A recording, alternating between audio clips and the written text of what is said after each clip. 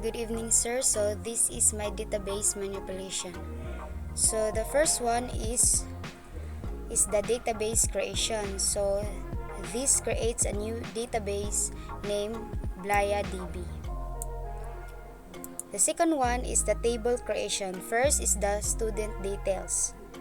So it will have several columns like student number, year and section, name, and etc. So let's just highlight this one and run it.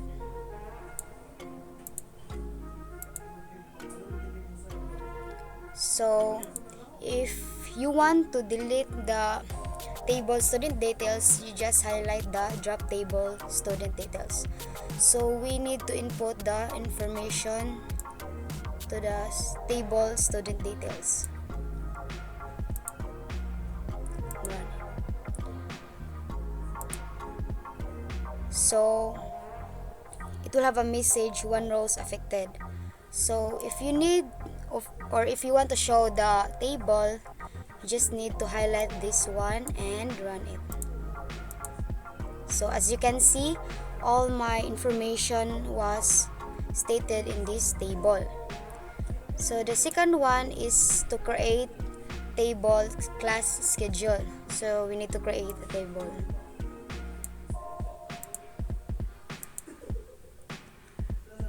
So as you can see, if you want to delete the table, just highlight the drop tables class schedule. So we need to insert all the information to the table. So just highlight everything and run it. So if you want to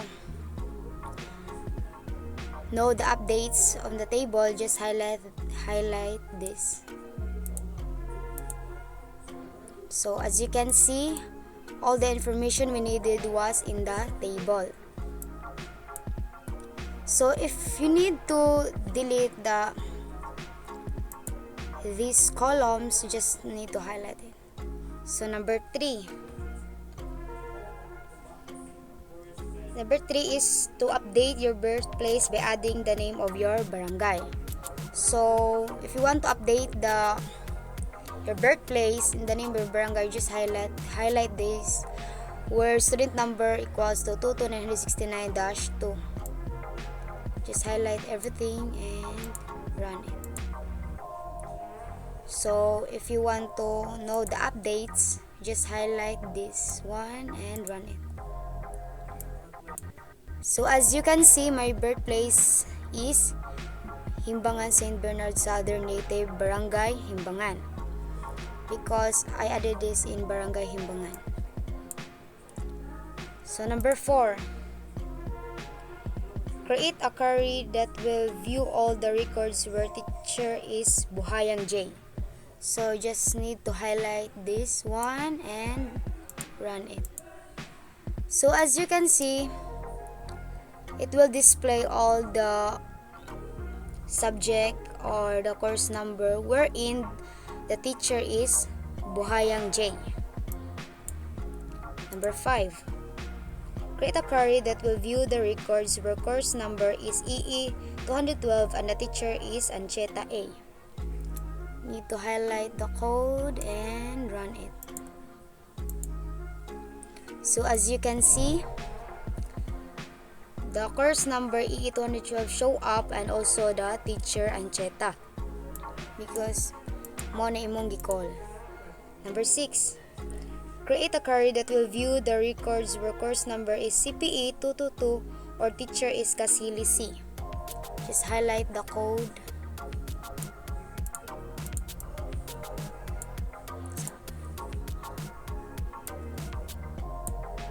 And run it. So as you can see, all the course number which is CPE 22 or the teacher is Kasili, mo na mo show up sa table. Just like one, nasa CPE 222. Bisag Buhayang ang ijang teacher, ning show up gapon siya kay ijang course number CPE 222 man. And nga reason na case is bisag dili si PE tututo ijang course number pero ijang teacher kasili man, which is mo natong gi-call nga ri ning show up gapon si Ja. Kay atong gamit na kuan is OR. Number 7. Select all the records where the value of the column course title start with an A. So you need to highlight the code and run it. So all the course title which start in letter A mo na mo show sa table, just like art appreciation, assembly language, and assembly language laboratory. So number 8. Select all the records where a course title starting with any characters followed by appreciation. So just highlight the code and run it.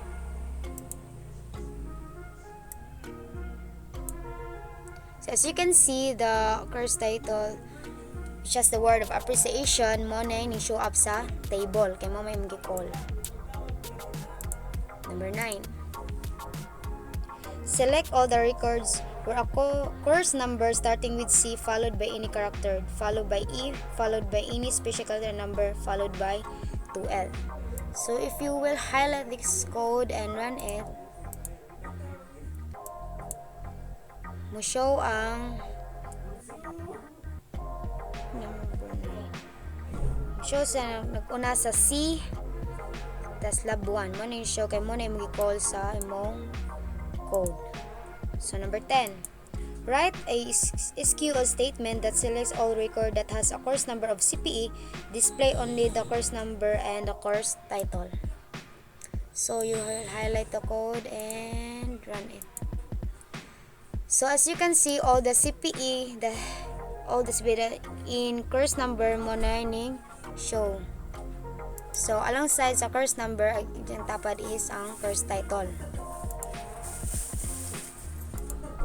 So number 11, create a query that will view the first top two records. So if you will highlight this code and run it, it will show in the table the top two, which is the CPE 2A1 and CPE 2A12. Number 12, delete the column name schedule. So if you want to delete the column schedule, just need to highlight this one and run it. So if you want to show that the schedule is already deleted in the table, just need to highlight this one. So as you can see, nawala ang schedule na column. 13. Add two columns, room and daytime, and supply the columns with the data from the dated column schedule respectively. So if you will highlight this one and run it. So if you want to show the updates from your table, just need to highlight this one and run it. So as you can see, the room and the day and time replace the column schedule. Kaya mo na yung gikuan sa code. So number 14, add again another two columns, date, time encoded and grade respectively, and supply the columns as follows. So you need to add this one, the date, time encoded, and also this one.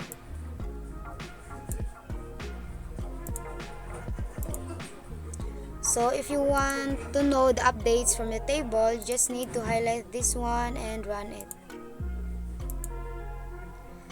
So as you can see, sa table na dugang the date, time encoded and the grades. So muna mga given na grades na need daw input sa table. So number 15, write a SQL statement to find and display the average grade having a column name as average grade. So if you want to know the average grades, you just need to highlight this one and run it. So as you can see, there is a column name average grade, and also it will calculates all the grades. So mo ni diyang average. 90.346889, and so on. So number 16. Write a SQL statement to find and display the total units having a column name as total units. So if you want to know the total units, you just need to highlight this one. So as you can see, there are 26 total units of the table class schedule. Number 17. View all the records under the teacher column into uppercase, having a column name as teacher name in uppercase. So you just need to highlight this one and run it. So as you can see, all the teacher's name will appear in the table in uppercase. Number 18. View all the records under the code column into lowercase, having column name as code name in lowercase. So you just need to highlight this one and run. So as you can see, all the code in the table's class schedule will appear in lowercase. Kaya man imong gikuan na code name in lowercase. Number 19. Write a SQL function to view the length of the course number text field having a column name as number of characters. So you just need to highlight this one, and agatang gigamit ani is len na function. So as you can see, all the number of characters, the length are displayed in the table. So the last one, number 20. Round off all the grades into the nearest hundreds. So you just need to highlight this one and run the code. So as you can see, ang mga grades is naka-round up sa nearest 100. So 93.020, 88.90, and so on. So that's all, sir. Thank you for listening.